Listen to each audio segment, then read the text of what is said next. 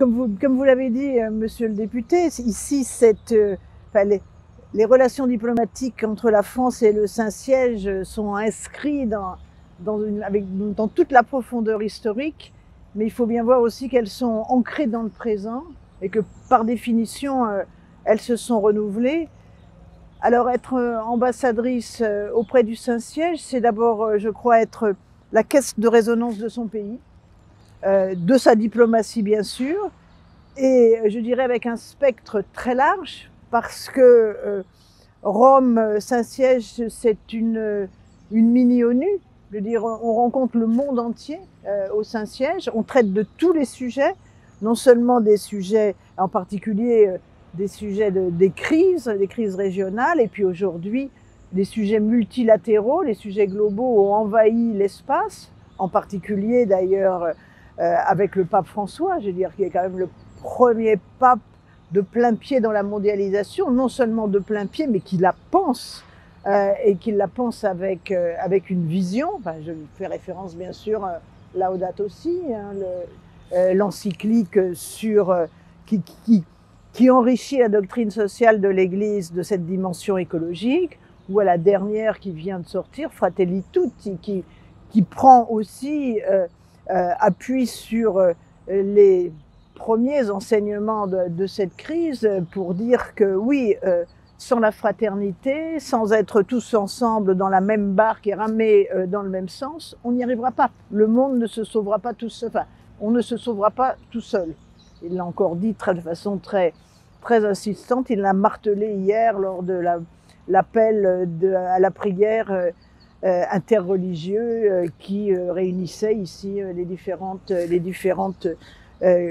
grandes confessions du monde. Alors ensuite, bien évidemment, la diplomatie avec le Saint-Siège, c'est pas une diplomatie d'État à État, c'est une diplomatie essentiellement d'influence, et on dialogue avec une entité qui a pour frontière celle de la planète, et au-delà même.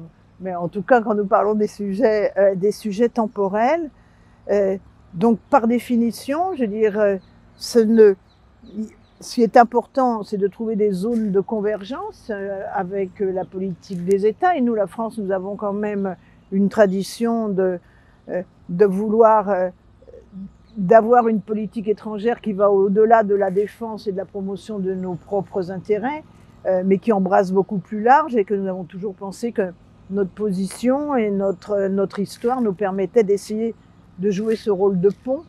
Le pont, c'est fondamental hein, au Saint-Siège, je veux dire, c'est fondamental dans le vocabulaire du pape François. Je veux dire, à un moment où on dresse des murs partout, il faut faire des ponts.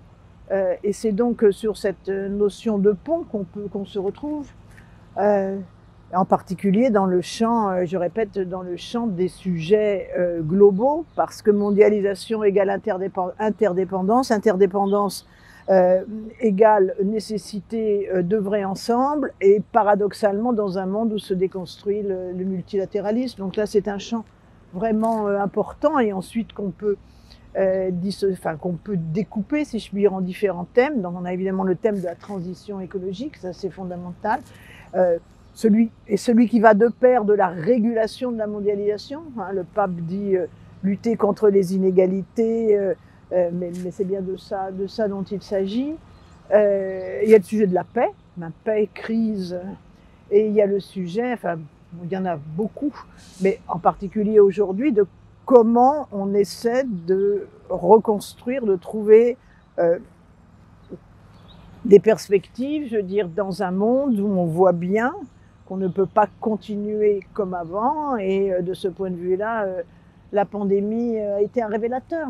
Hein, elle a été un révélateur aussi de la fragilité, de la vulnérabilité. Donc voilà, donc le travail ici, il y a ce travail de relation, d'explication, de partage sur les grands sujets, un travail qui se fait aussi dans des cercles différents, celui des ambassadeurs européens, celui des ambassadrices par exemple, et puis bien sûr, je veux dire, représenter la France et représenter la France dans sa diversité. Donc là, c'est la société française dans ses composantes, y compris ses composantes religieuses, puisque je suis aussi, enfin l'ambassade est aussi une porte d'entrée, enfin une porte toujours ouverte en l'occurrence, dans l'interrelation avec l'Église de France. Voilà, brièvement résumé, je dirais c'est d'abord, c'est beaucoup un travail de contact, un travail d'explication, parce que c'est pas, la France n'est plus la fille aînée de l'Église. Hein. Nous sommes dans une Europe et dans un pays qui s'est largement sécularisé. Nous sommes dans un pays, bien sûr, qui est fondé sur la laïcité, qui est une notion qu'il faut toujours expliquer et puis bien évidemment contextualiser. La laïcité de 1905 n'est pas celle d'aujourd'hui. Elle n'est pas toujours comprise, donc il y a tout un travail là-dessus.